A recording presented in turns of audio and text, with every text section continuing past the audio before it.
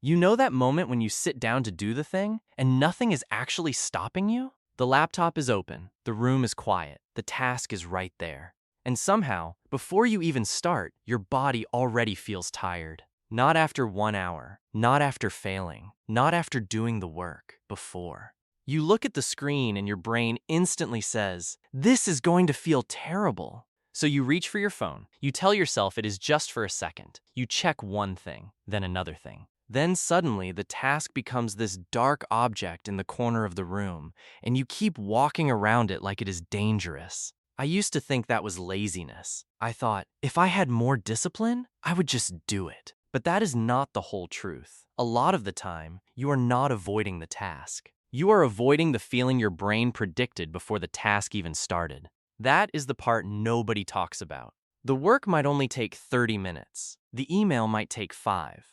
The workout might become easier after the first set. The page might start making sense after 10 minutes. But your brain does not show you that version. It shows you the painful preview. It says, "This will drain you." It says, "This will expose you." It says, "This will take forever." It says, "You are not ready." And because the prediction feels real, you obey it like it is reality. That is the noise. Noise is not just your phone. Noise is not just social media. Noise is also the story your mind plays to get you away from discomfort. Your brain is built to protect you from pain, uncertainty, and wasted effort. That is useful when there is real danger, but modern life is weird.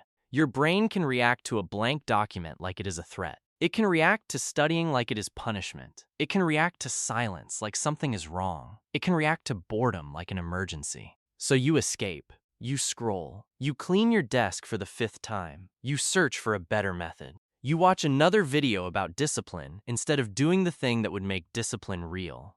And every time you escape, your brain learns the same lesson. Good. We survived by leaving. That is how avoidance gets stronger. Not because you are broken, because your brain is learning from your exits. So the answer is not to hate yourself. Hate does not build discipline. It just adds more noise. The answer is to teach your brain a new pattern. Small, simple, repeated. The first rule is this: do not try to win the whole day. Win the first 5 minutes. When your brain says, "This is going to be painful," do not argue with it for 20 minutes. Do not negotiate. Do not wait until you feel ready. Make the first action so small that the lie has nowhere to stand. Open the document and write one bad sentence. Put the phone in another room and read one paragraph. Put on your shoes and walk outside for 2 minutes. Clean one corner of the desk. Do one set. Send one message. Start the timer for 5 minutes. Not because 5 minutes is magic, because 5 minutes proves something.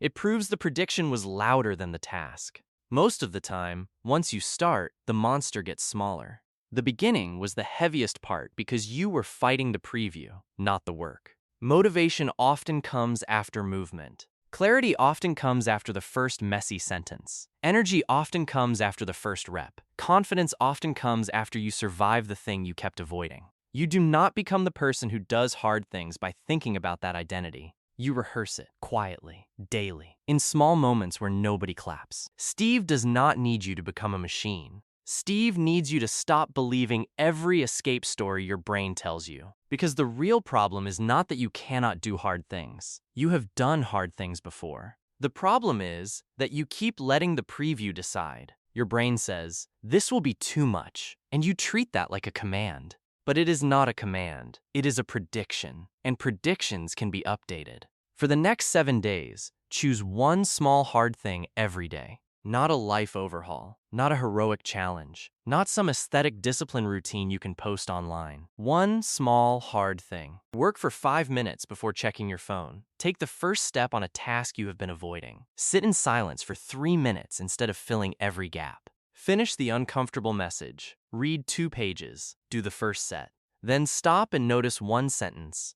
I survived that. That sentence matters. Because self-trust is built when your brain predicts discomfort, and you move anyway. Not perfectly, not dramatically, just honestly. At first, your brain will still complain. Let it. You do not need the noise to disappear before you act. You need to act while the noise is talking. The old version of you waits until the prediction feels safe. The new version starts small and lets reality correct the prediction. So the next time your brain says, "This is going to feel terrible," do not immediately believe it. Look at the task. Lower the first step. Start the first 5 minutes. Because your brain might be loud, but it is not always telling the truth. Cut the noise. Do the work.